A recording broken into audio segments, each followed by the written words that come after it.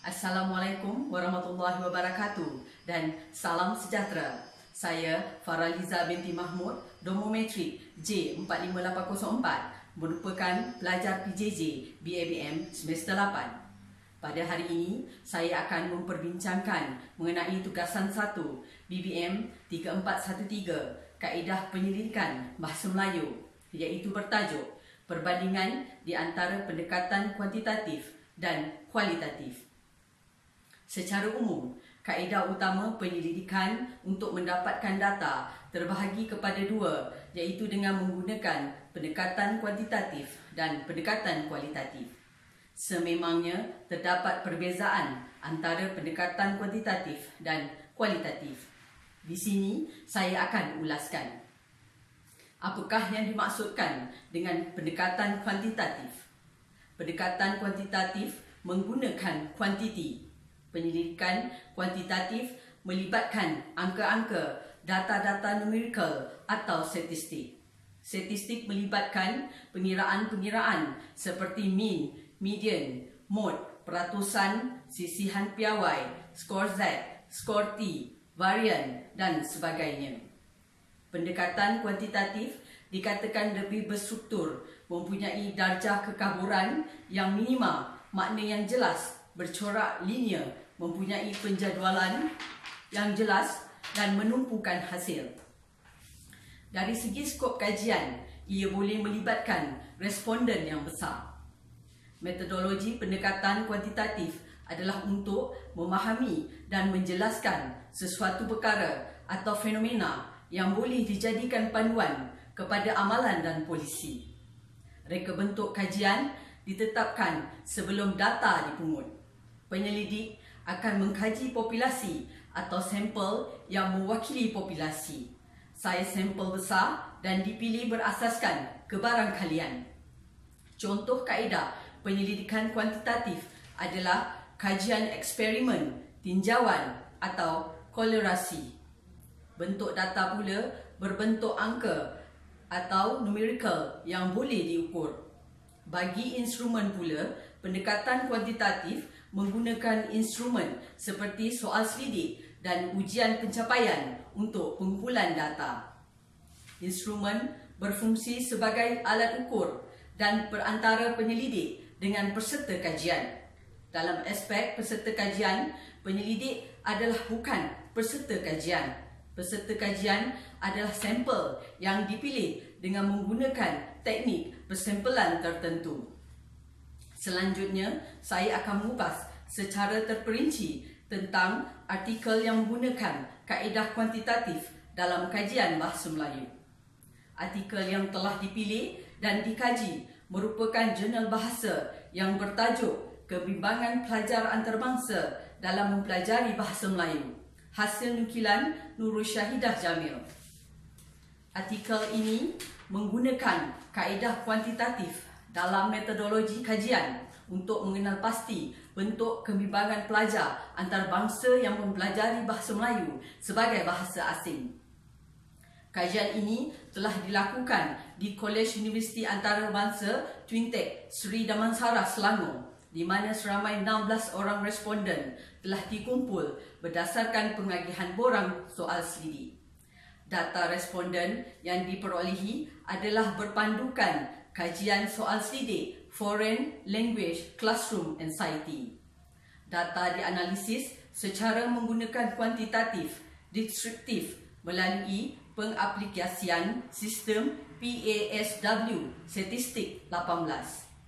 Selain itu, artikel ini turut menyertakan jadual dan peratusan dalam menerangkan informasi pengumpulan data. Oleh yang demikian, artikel ini mempunyai penjadualan yang jelas dan pengumpulan data yang berstruktur dalam membentuk sesebuah kajian. Menerusi artikel ini juga, pendekatan kuantitatif dilakukan berdasarkan analisis kajian yang bergantung kepada data yang dikumpul melalui pengagihan borang soal kaji selidik kepada kelompok responden yang sesuai. Kajian ini menggunakan item soal selidik merangkumi 33 soalan kepada responden yang meliputi item-item kebimbangan sekiranya berkomunikasi menggunakan bahasa Melayu sebagai bahasa asing. Ternyata penggunaan pendekatan kuantitatif menerusi artikel ini, ianya berjaya dikumpulkan dengan memberikan rumusan data yang jelas melalui soal sidik yang dijalankan. Baiklah, bagaimana pula dengan pendekatan kualitatif?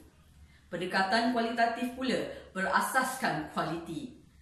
Ianya bersifat deskriptif yang lebih kepada penghuraian makna perkara-perkara yang dikaji.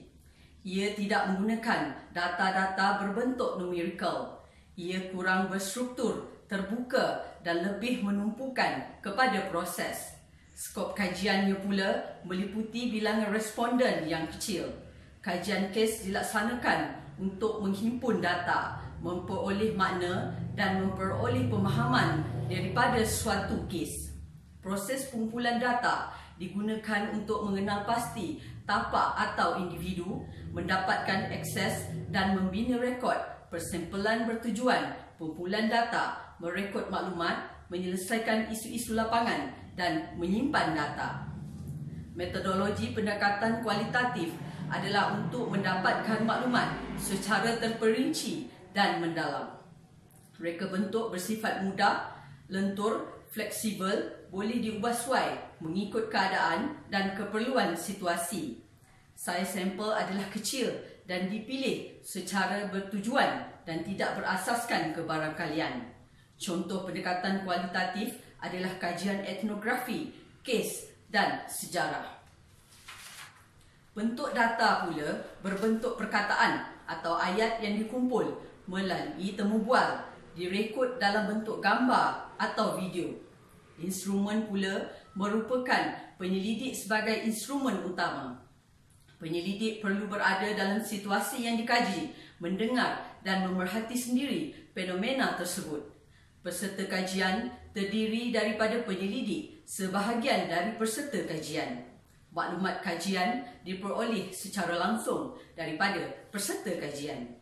Contoh artikel yang boleh dikaji penggunaan pendekatan kualitatif adalah Jurnal Bahasa Melayu sebagai medium perantara komunikasi diplomatik Kerajaan Nusantara. Karya Salma Jan Nur Muhammad. Artikel ini mengenai kajian komunikasi diplomatik yang menggunakan bahasa Melayu sebagai bahasa perantara untuk menyampaikan mesej diplomatik ini.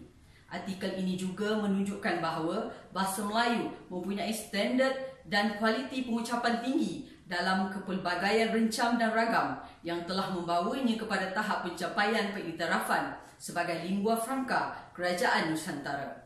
Oleh yang demikian, pendekatan kualitatif amat sesuai digunakan untuk menganalisis kajian agar maklumat yang dihuraikan secara terperinci dan mendalam.